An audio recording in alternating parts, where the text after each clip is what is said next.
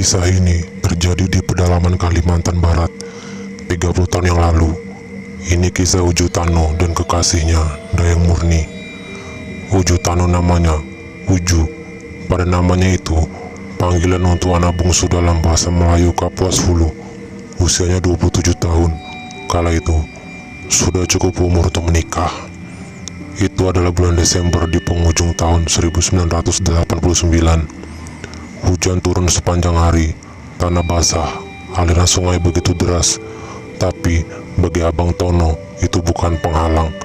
Dikayunya perahu ke hulu kampung, ke kampung lain tempat kekasihnya tinggal. Dayang Murni namanya. Uju Tano dan Dayang Murni sudah kenal sejak bangku sekolah. Karena di kampungnya mereka hanya ada SD saja. Dulu mereka tinggal di rumah keluarga si ibu kota kecamatan.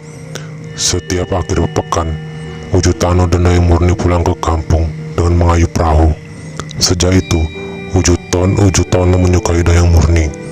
Tapi bertahun-tahun ia tak pernah mengutarakannya. Perasaan itu disimpannya sendiri. Dirawatnya pelan-pelan dan terus tumbuh besar. 5 bulan yang lalu, seharusnya Dayang Murni menikah dengan seorang pria. Pria dari daerah entah di mana itu, dikenal Dayang di lokasi PT. PT adalah sebutan orang sana untuk perusahaan kayu yang melakukan aktivitas penebangan pohon kala itu. Ayah Murni seorang mandor di PT. Ia membawai pria-pria kampung yang bekerja menebang dan menggergaji kayu sepanjang hari. Di sanalah Murni berjumpa kekasih hatinya, Muhyiddin. Tapi suatu menjelang pernikahan, Muhyiddin malah menghilang. Pulang ke kampungnya yang entah di mana, Murni patah hati. Pupus sudah keinginan untuk menikah. Usia Murni 23 tahun, 4 tahun lebih muda dari Uju Tano. Tano memang terlambat masuk sekolah. Ia juga sempat menganggur sebelum masuk SMA. Ekonominya, keluarganya tak kuat. Di saat-saat sulit itulah Tono menjadi penghibur Murni. Hampir setiap hari, selesai mencari rotan disempatkannya waktu menemui Murni, sekadar untuk menghibur Murni yang patah hati. Ia begitu menyayangi Muhyiddin. Sudahlah nih, tak perlu kau lama-lama mengenang Muhyiddin si omong kosong itu.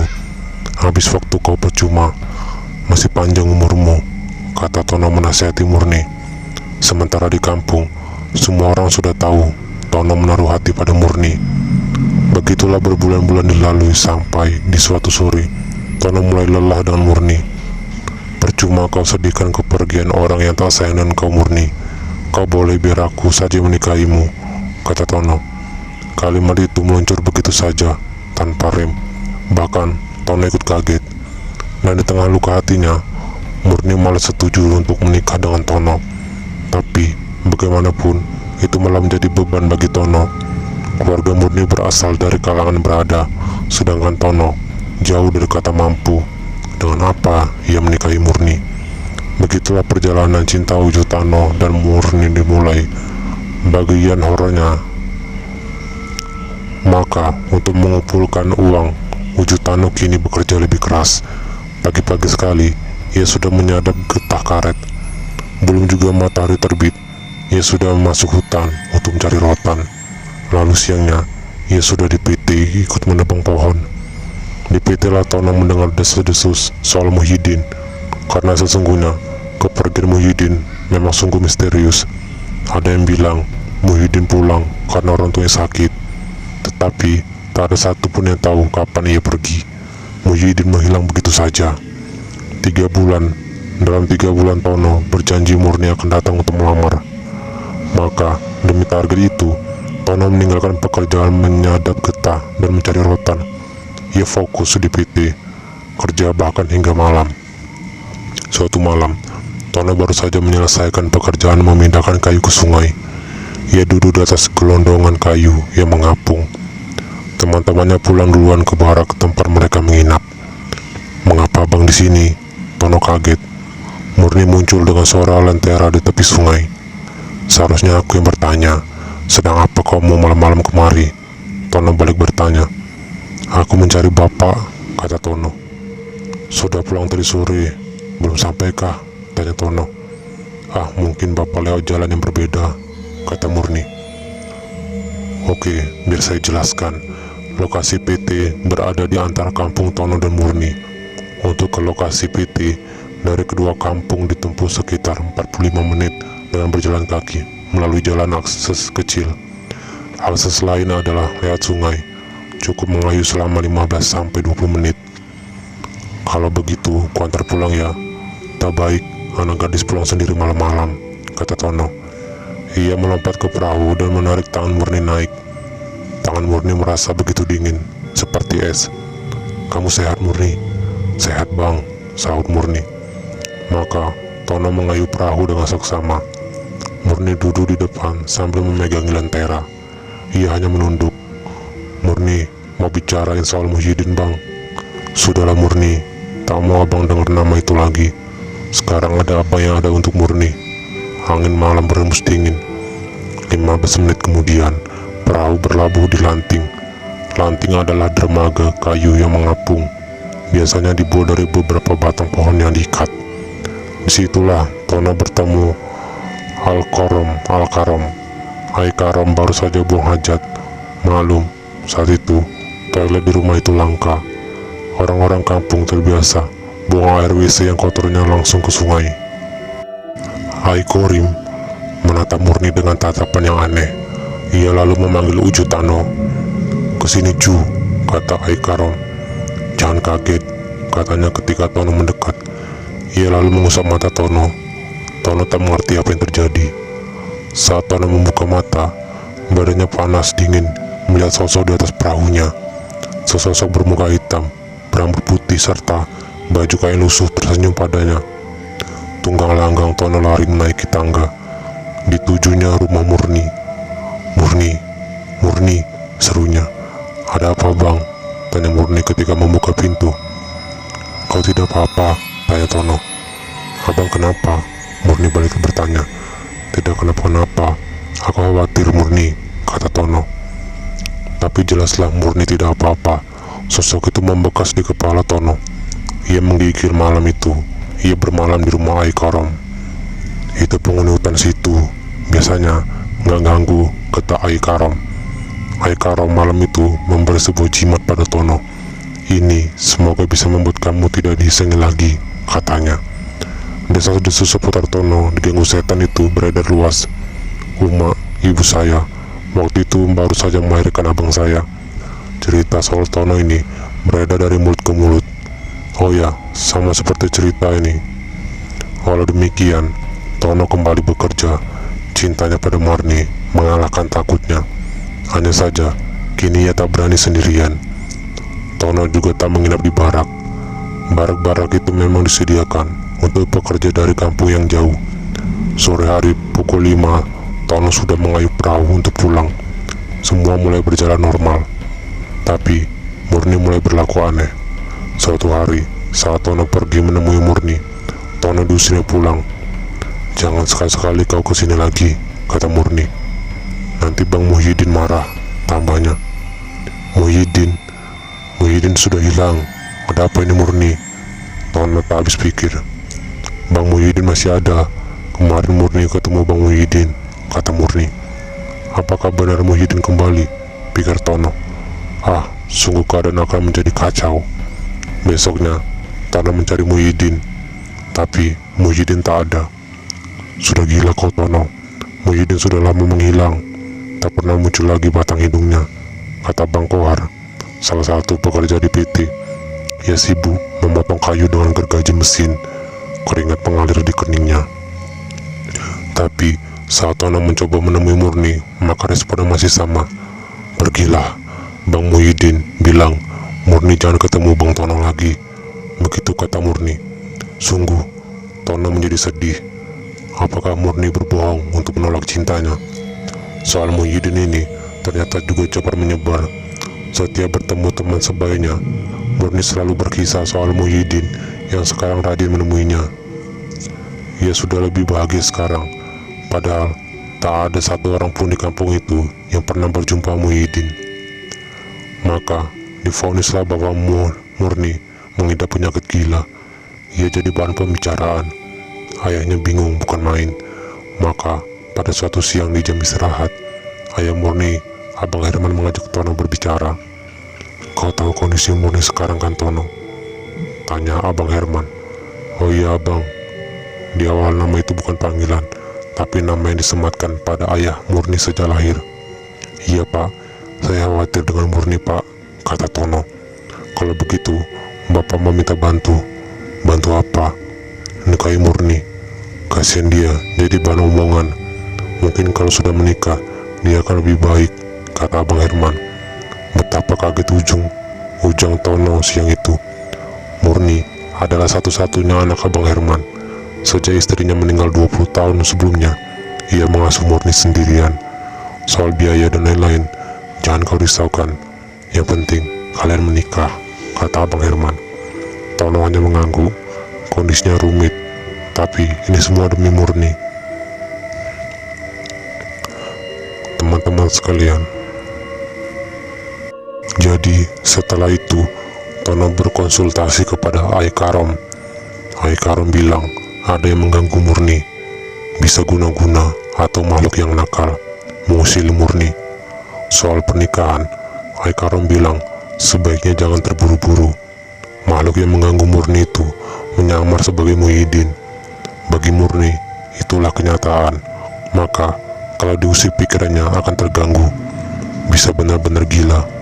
Sungguh Tono benar-benar bingung. Ia sangat mencintai Murni.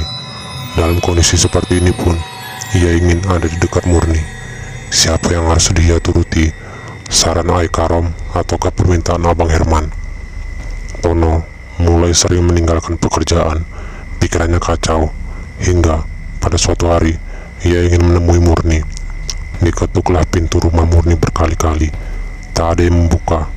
Tapi ia bisa mendengar suara Murni terkikik. Tono mengintip ke dalam. Tono melihat Murni berdiri membelakangi pintu. Ia terbahak-bahak sambil tampak mengunyah sesuatu. Tono pun mendobrak pintu. Jelas sedang ada yang tidak beres. Dan saat itulah Murni menoleh. Bang Tono, sini ikut ngobrol dengan Bang Muhyiddin," katanya sambil menunjuk ruang kosong di depannya. "Ayolah, Bang Muhyiddin sudah tidak marah," katanya. Dan yang paling mengejutkan Tono adalah Murni sedang mengunyah seekor ayam yang masih hidup. Ayam itu seperti antara hidup dan mati. "Apa yang kau lakukan Murni?" sergat Tono. Ia tak kuasa menahan tangis. Tono dengan berang mengambil ayam itu dan melemparnya melalui jendela. "Sadar Murni, sadar." Tapi Murni berubah marah. Matanya seperti melotot. "Itu hadiah dari Bang Muhyiddin. Bang Tono jahat kepada Murni," teriaknya nyaring.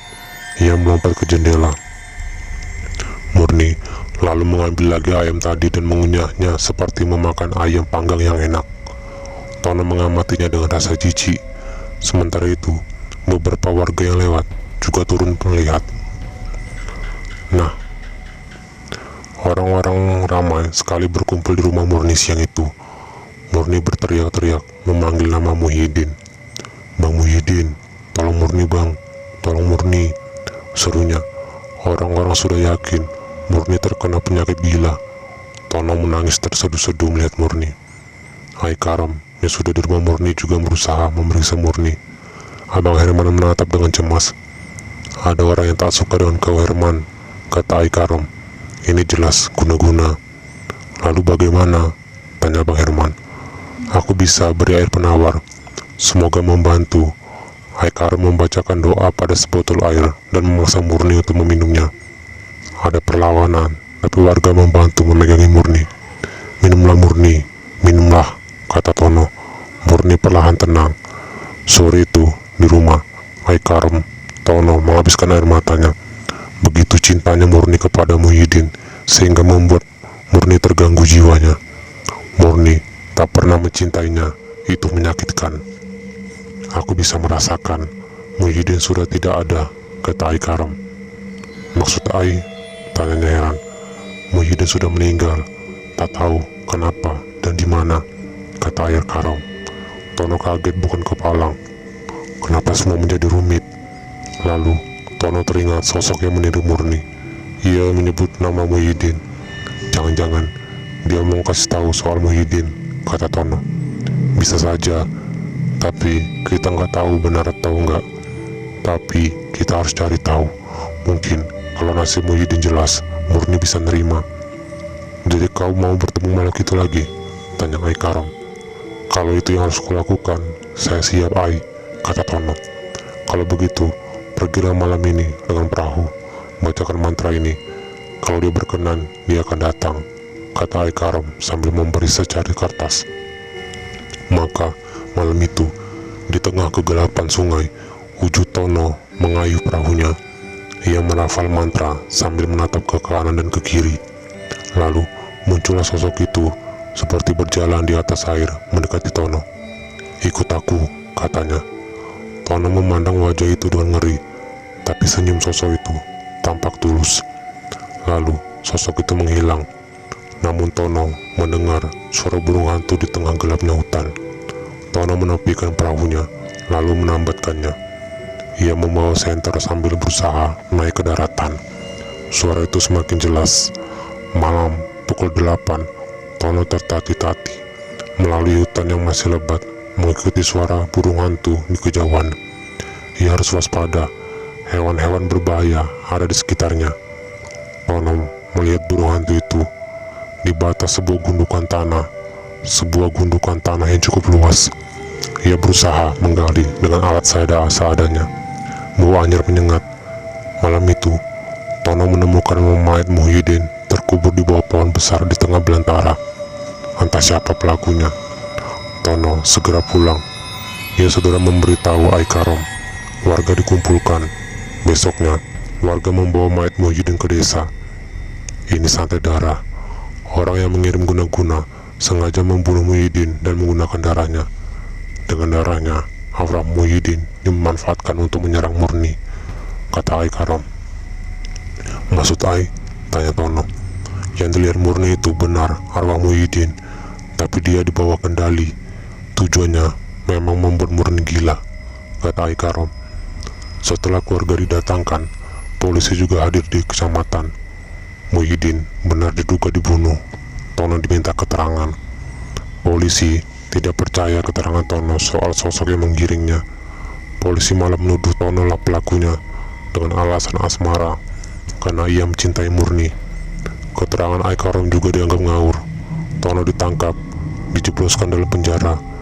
Sementara orang-orang kampung tetap percaya Tono orang baik. Pihak keluarga Muhyiddin tetap meminta kasus diteruskan. Tono harus dihukum atas apa yang telah ia buat. Usahanya menemukan Muhyiddin adalah murni karena kasih sayangnya pada Murni. Dan setelah melihat mayat Muhyiddin pun, Murni tetap tak terima. Gangguan kejiwaannya semakin parah. Ayahnya tak tega dikirimnya Murni ke rumah sakit jiwa. Tak ada yang tahu siapa pengirim guna-guna dan pelaku pembunuhan Muhyiddin sebenarnya. Misteri ini seperti tertelan di tengah rimba yang gelap gulita.